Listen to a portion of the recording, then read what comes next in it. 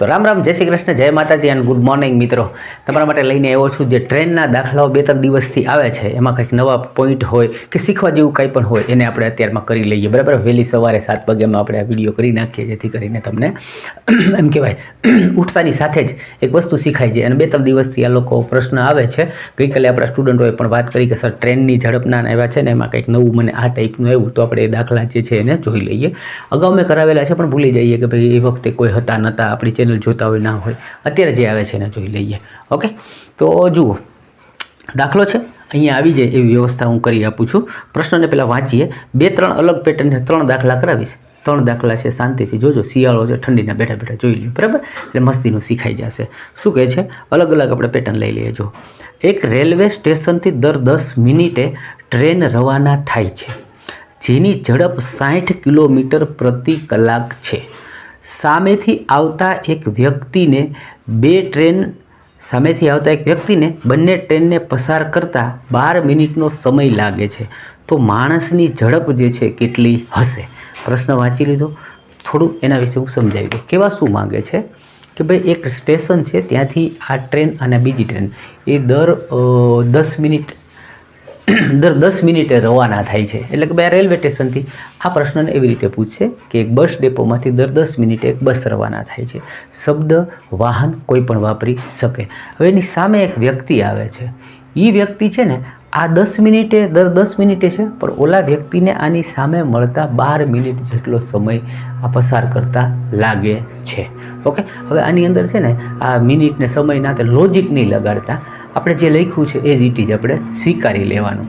તો એ વ્યક્તિની કંઈક સ્પીડ હશે, ઓકે, જેના હિસાબે આ કંઈ આડાહોળું થયું, તો એ તમને શોધવાનું કહેશે.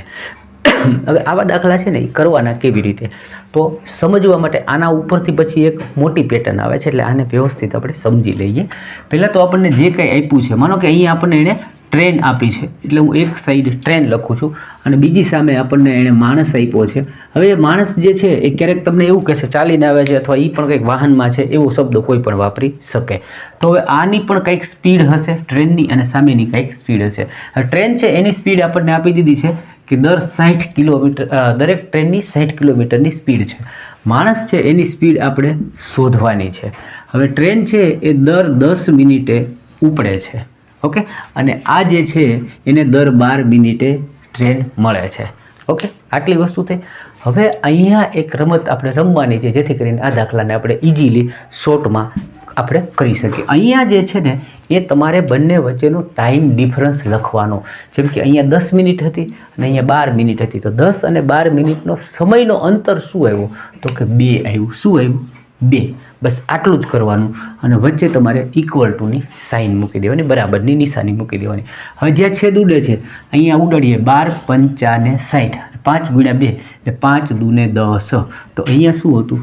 આ હતું એ માણસની સ્પીડ. તો એ માણસ જે છે એની ચાલવાની સ્પીડ છે એ 10 કિલોમીટર પ્રતિ કલાકની ઝડપે એ વ્યક્તિ છે એ સામેની બાજુથી તમારી બાજુ આવી રહ્યો હતો. બસ આટલું કરવાનું હતું. હવે આમાંથી જ આનો ઉપયોગ કરી અને એ એક દાખલાને એવી રીતે બનાવે છે જે હું અત્યારે તમારી સામે લાવું, જેથી કરીને આપણને આની કંઈક આમાં પાછું નવું જૂનું કંઈક કરે તો એ પણ આપણે શીખી શકીએ. શું કહે છે દાખલો?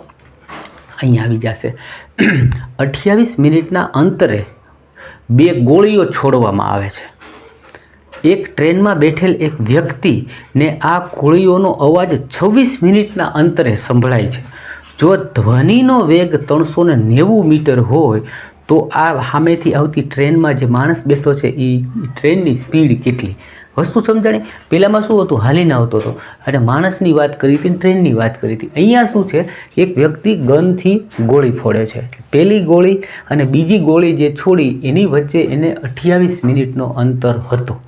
ઓકે, અને જે સામેથી આવતો હતો ટ્રેનમાં બેઠેલો એને પાછી એ પહેલી ગોળીની બીજી ગોળીની વચ્ચે જે છે ને 26 મિનિટના અંતરે એને ગોળીઓના અવાજ સંભળાણા. એવું શું કામ થયું? કે સામે આવી રહ્યો હતો એટલા માટે. તો હવે તમને પૂછવામાં આવે કે ટ્રેન જે છે એ આવતી હતી એ કેટલી ઝડપથી આવી રહી હતી. તો આપણે પહેલાં કર્યું હતું એવું જ. શું કરીએ? હવે જો અહીંયા આપણે ગોળી છે ત્યાં એણે આપણને શું આપી દીધું? ધ્વનિની સ્પીડ.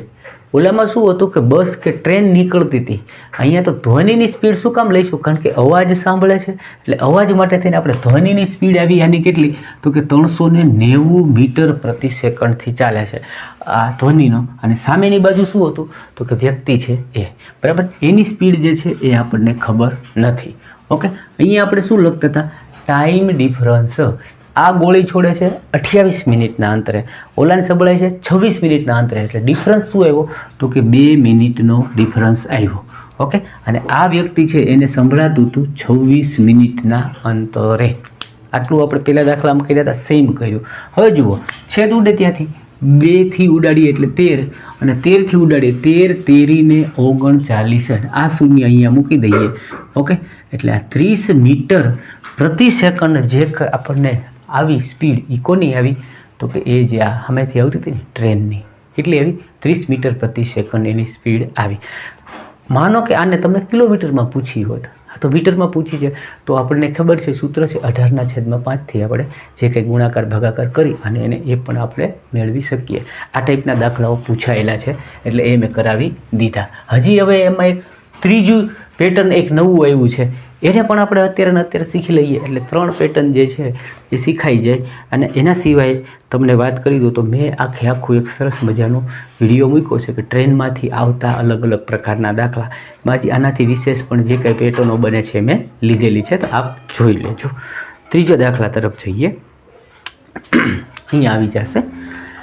એક ટ્રેન એક થાંભલાને અને 264 મીટર લાંબા એક પુલને ક્રમશઃ 8 અને 20 સેકન્ડે પસાર કરે છે.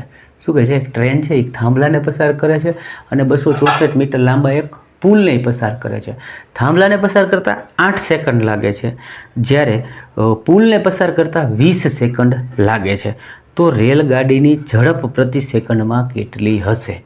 હવે અહીંયા 2 પ્રશ્ન બનશે. રેલગાડીની ઝડપ પૂછી લેશે, રેલગાડી કેવડી છે એ પૂછી લેશે, અને ત્રીજો પ્રશ્ન એવો બનશે કે ભાઈ આ રેલગાડી છે એની અહીંયા આપણને પ્રતિ સેકન્ડમાં પૂછી છે અને કિલોમીટરમાં પણ પૂછી શકે છે. 3 પ્રશ્ન આમાંથી બને તો આપણે 3 પેટર્નને જોઈ લઈએ. હવે એક ટ્રેન છે, બરાબર છે, આ એક થાંભલો છે અને આ ટ્રેન જે છે એ થાંભલાને પસાર કરતા તો કે 8 સેકન્ડ જ લગાડે છે. કેટલી લગાડે છે? 8 સેકન્ડ. હવે તમને ખ્યાલ હોય કે થાંભલો છે ને એની કોઈ લંબાઈ પહોળાઈ ક્યારેક દાખલામાં ગણાતી નથી. ઓકે, એટલે ટ્રેન પસાર થાય એનો મતલબ કે ટ્રેને પોતાના જેટલું જ અંતર કાપ્યું એવું ગણવામાં આવે છે. એટલે આ 8 સેકન્ડમાં ટ્રેન પોતાનું અંતર કાપી નાખ્યું. ઓકે, હવે શું થયું કે ભાઈ એને પાછું 20 સેકન્ડ લાગી. હવે બીજી વાત કરીએ તો કે એને 20 સેકન્ડ લાગી. એ 20 સેકન્ડ શું કામ લાગી? તો કે એને 264 જેટલું 264 મીટર લાંબુ. કેટલું? તો કે 264 મીટર જેટલા લાંબા એ પુલને પસાર કર્યો. તો હવે જુઓ જ કે 8 સેકન્ડમાં પોતાને પસાર કરી નાખે છે અને 20 સેકન્ડની અંદર 264 જેટલું મીટર એ કાપી શકે છે. તો અહીંયા કંઈક લોજિક લાગે કે ભાઈ આ 8 છે ને આ 20 છે, તો 12 સેકન્ડનો જે વધારો આવ્યો, કેટલો આવ્યો?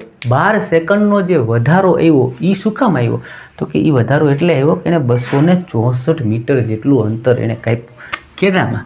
તો કે 12 સેકન્ડમાં. તો 12 દૂને 24, અહીંયા ઉતારીએ 2, એટલે આ 4 ને અહીંયા મૂકો એટલે 12 દૂને 24. તો આ 22 મીટર એટલે શું કર્યું કે દરેક સેકન્ડે 22 મીટર જેટલું અંતર કાપ્યું. કેટલું કાપ્યું? દર સેકન્ડે 22 મીટર જેટલું. તો દાખલામાં એ જ પૂછ્યું હતું કે ટ્રેનની પ્રતિ સેકન્ડે સ્પીડ કેટલી? તો કે 22 મીટર જેટલી.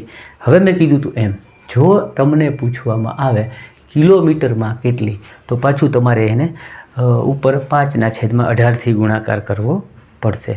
ઓકે, હજી તમને એમ પૂછવામાં આવે તો આ ટ્રેનની કેટલી લંબાઈ હશે, તો તમે સમજી ગયા કે ભાઈ આ જે છે 1 સેકન્ડમાં 22 મીટર અંતર કાપે છે આ ટ્રેન. કેટલી? 1 સેકન્ડમાં.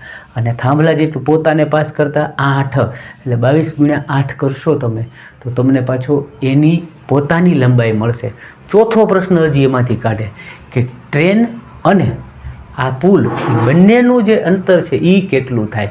તો તમે આનું પહેલાં તમે 22 × 8 કરીને ટ્રેનની લંબાઈ શોધી શકો. પછી આની સાથે જોડેલો 4 જાતના પ્રશ્ન આમાંથી બની શકે. તમારા ભાગ્યે કયો કાલ આવે છે એ તમને ખબર હશે. મારું કામ હતું આ 3 પેટર્નને તમારી સામે શીખડાવી દેવાની. થોડોક અવાજ આવે છે, ડિસ્ટર્બન્સ દૂધવાળા આવતા હોય એના બદલ સોરી, પણ શીખવા જેવી વાત હતી એ મેં તમારા સુધી પહોંચાડી દીધી છે. તમારું કામ છે આ અહીંયાથી શીખ્યા પછી એને પરીક્ષામાં ઉપયોગ કરી અને પાસ થવાનો, દાખલાને કરીને આવવાનું. મળીએ બીજા વિડીયો.